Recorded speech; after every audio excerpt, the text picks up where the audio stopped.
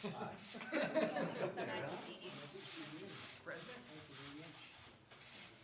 Wow. Mr. President, David here, from North Carolina. I like that. Good business. Thank you. Yes, very much. Good to see you. Thank you, everybody.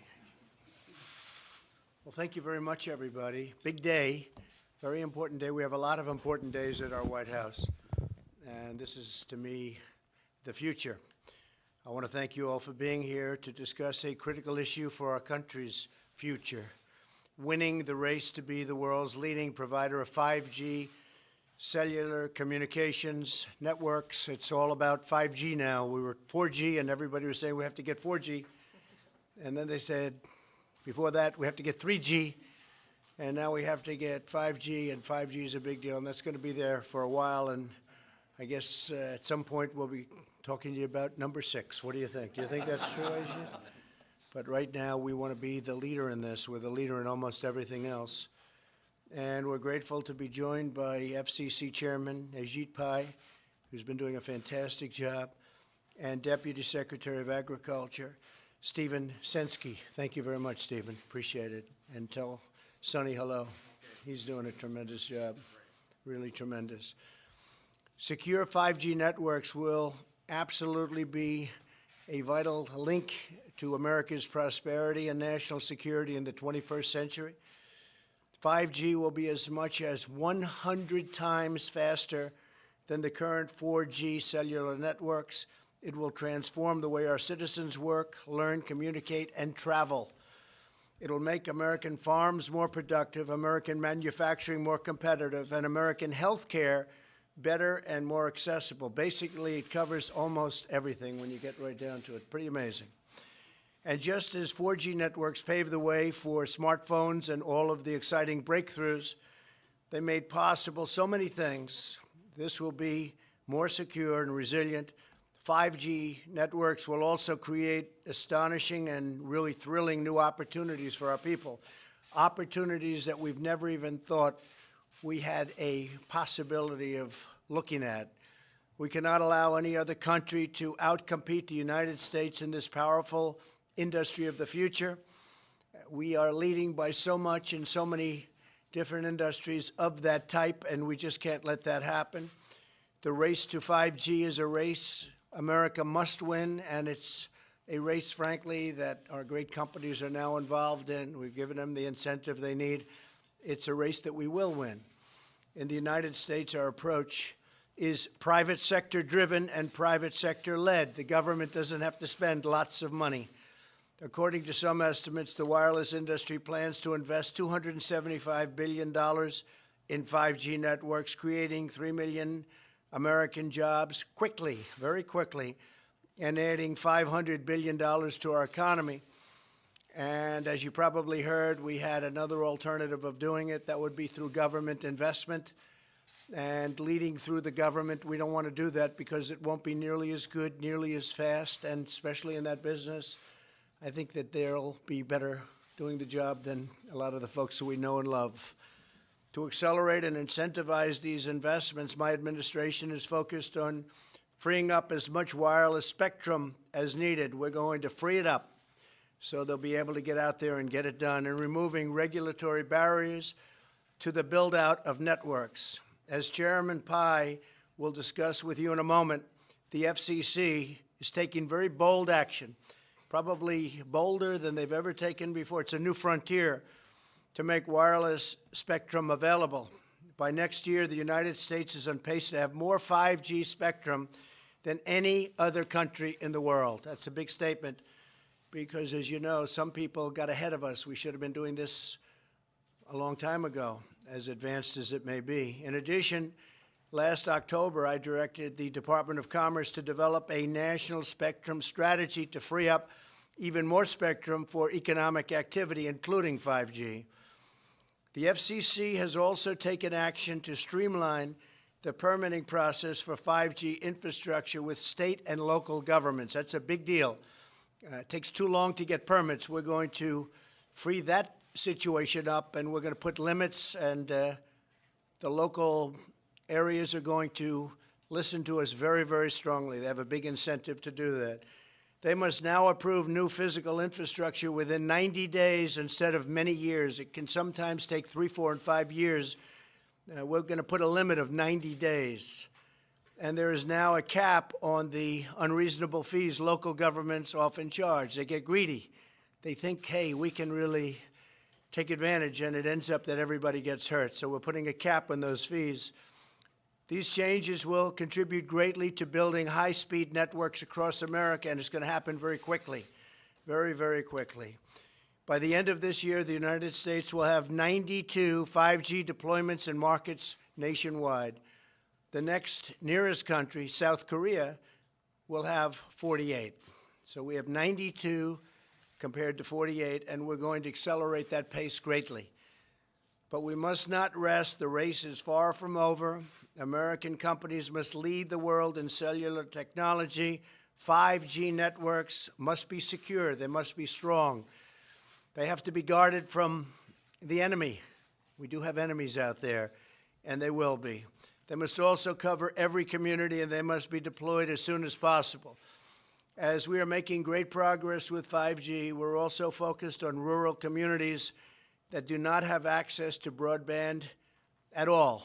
And we have a couple of people from the great farms that I love that I'm sure voted for me. I won't ask them, but they seemed, I think they, for the most part, yes? Good. I think for the most part they did. I know that almost automatically. I'd be very surprised. But I have to say, I've been talking about broadband for rural America. The farmers and others, they have really been, they just haven't been treated properly. And now what we're doing is we're making it a priority. That's the areas we want to go to first, so they're covered. We're also working closely with federal agencies to get networks built in rural America faster and at much, much lower cost than it is even today. So now I'd like to introduce a very special man who's really worked hard and gained the respect of the world, truly, because they see what we're doing in our country, who'll be making 2 major announcements to accelerate our 5G future and extend broadband access to every American. No matter where you are, you will have access very quickly to 5G, and it's going to be a different life. I don't know that it's going to be better. Maybe you're happy the way it is right now, but I can say technologically it won't even be close. So, Chairman Pai, thank you very much. Please say a few words. Thank you very much.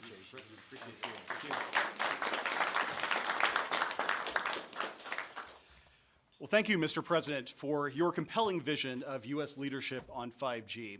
I also want to thank Larry Kudlow, the Director of the National Economic Council, for your steadfast support of this vision. Mr. President, as you observed, America must win the race to 5G, the next generation of wireless connectivity. And this matters for 2 key reasons. The first is national competitiveness. We want the good-paying jobs that develop and deploy 5G technologies, jobs that support some of the folks in this room, to be created here in America. We want these technologies to give our economy a leg up as we compete against the rest of the world. The second reason U.S. leadership matters is that 5G will improve Americans' lives in so many ways, from precision agriculture to smart transportation networks to telemedicine and more. We want Americans to be the first to benefit from this new digital revolution while protecting our innovators and our citizens. And as you pointed out, Mr. President, we don't want rural Americans to be left behind. And Mr. President, that's why I'm pleased to report that America is now well positioned to win the race to fast, secure, and reliable 5G. And don't just take my word for it. In February, ABI research stated, and I quote, "It is the United States who will win the 5G race in the short term." That same month, Cisco projected that in 3 years, 5G would be more than twice as prevalent in North America as in Asia. Last week, CTIA reported that America leads the world with the most commercial 5G deployments of any nation. And just this past Tuesday, it was reported that 5G-related job listings here in the United States increased 12% in just the past 3 weeks, according to data from an online job search service. Today, 5G is a success story, an American success story. Well, how are we getting the job done? As the lead agency on 5G, the FCC is pursuing a 3-part strategy called the 5G Fast Plan. First, we're freeing up spectrum, the invisible airwaves that carry wireless traffic. We finished our first 5G spectrum auction in January, and we're holding a second right now that has already generated almost $2 billion in bids. Second, we're making it easier to install wireless infrastructure. 5G will rely heavily on a web of small antennas. But when I came into office, regulations designed for tall towers threatened to strangle our 5G future in red tape. We have eliminated these rules because infrastructure the size of a pizza box shouldn't have to jump through the same regulatory hoops as a 200-foot cell tower. And third, we've taken action to encourage the deployment of optical fiber. That is because 5G isn't just about wireless. We'll also need strong fiber networks to carry 5G traffic once it goes from the air to the ground. And we've done a lot to make that happen, including ending heavy-handed regulations imposed by the prior administration. And here, too, we are getting results. Last year, fiber was deployed to more new locations in the United States than in any year before.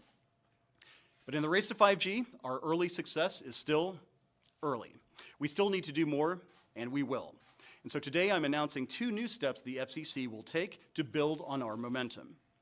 First, the FCC intends to start its third 5G spectrum auction on December 10th of this year. This will be the largest spectrum auction in American history. We will be selling 3,400 megahertz in 3 different bands. And for those of you who aren't wireless experts, that is a lot of spectrum. Second, to help build the infrastructure of the future, the FCC aims to create a $20.4 billion Rural Digital Opportunity Fund headed by the agency. This money will extend high-speed broadband to up to 4 million homes and small businesses in rural America. These next-generation networks will bring greater economic opportunity to America's heartland, including some of the great jobs building infrastructure, and they will help support future 5G technologies. In closing, I want to thank you again, Mr. President, for your leadership on 5G. Your White House has advanced your vision in many ways, from international treaty negotiations to much-needed regulatory reforms. I appreciate all these efforts, and in the same spirit, this FCC will help build a great and lasting legacy of American success on 5G. Thank you, Mr. President.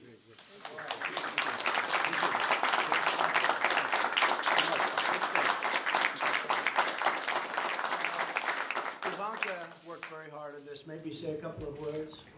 Ivanka? Sure, please. Well, thank you, and thank you, everyone, for being here today. Obviously, American dominance in the industries of the future is predicated on connectivity and digital connectivity, and 5G is the future. And so I think everyone in this room feels very comfortable to know it's in your very capable hands. And President, we thank you for your leadership on this critical issue. And I'm so glad that we were able to include in today's discussion our priorities on rural broadband. So that is something that from the earliest days of the administration, we've sought to really deliver on. And with today's announcement, in addition to the milestones that have been achieved over the last 2 years, we can say that we're bringing 5G and rural broadband across this country. So really, thank you. Thank you, Annie.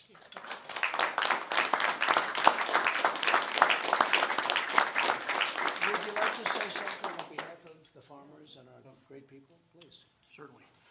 Mr. President, we really appreciate the fact that you have put this emphasis on rural America. The things that you have done in office have been tremendous for us. We look forward to the next several years of you continuing to do that.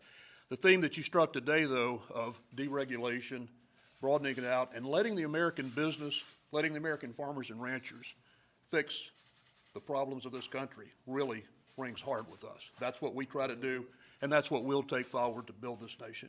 Thank you for your help. Thank you very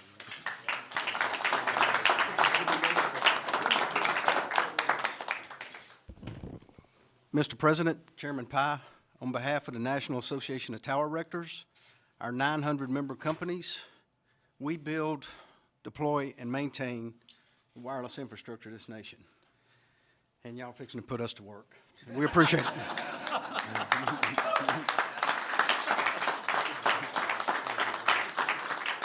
And your people do an incredible job, Jimmy. Thank you very much. What a great job. And they go up high. How high do you go? I've been up there 100 foot. Yeah. And somebody said 200 feet and sometimes more. It's a long way up. And you feel very safe, right? Who said 200? 1,000, come here. Come here. How high do you go?